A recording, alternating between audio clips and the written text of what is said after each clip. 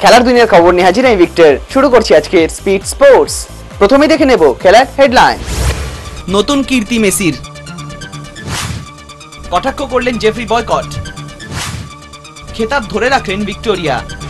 আন্তর্জাতিক ফুটবলের ইতিহাসে আরেকটি নতুন কৃতিত্ব গড়লেন লিওনেল মেসি।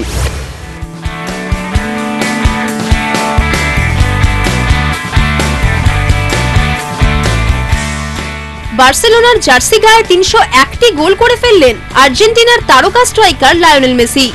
শনিবার স্প্যানিশ লা লিগায় মেসির জোড়া গোলের সুবাদে পিছিয়ে পড়েও বার্সেলোনা ২-১ গোলে হারালো গ্রানাডাকে। মেসির বয়স এখন মাত্র ২৫ বছর। বার্সার হয়ে তিনি ৩৬৫ ম্যাচে ৩০১টি গোল করে ফেললেন। ম্যাচ পিছু গোলের অনুপাত ০.৮২।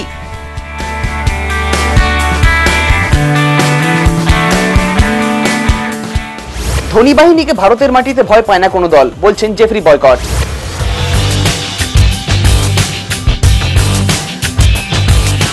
কোন দল জিতবে আসন্ন ৪ টেস্টের সিরিজ, ভারত না অস্ট্রেলিয়া?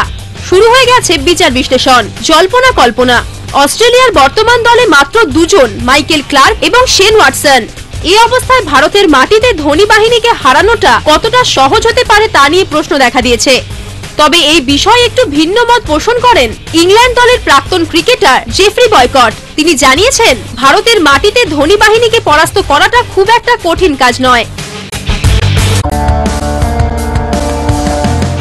সেরেনা উইলিয়ামসকে পরাস্ত করে কাতার ওপেনের খেতাব ধরে রাখলেন ভিক্টোরিয়া আজারেঙ্কা।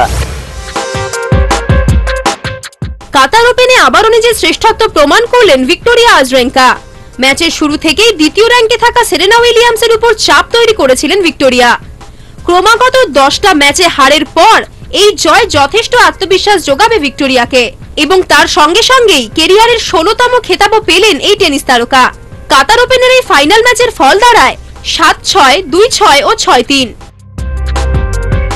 স্পিড স্পোর্টস এখন এই পর্যন্তই। আপনারা দেখছেন ইনকোডা টিভি। ইনকোডা টিভি এখন ফেসবুকেও, তাই সঙ্গে রাখুন।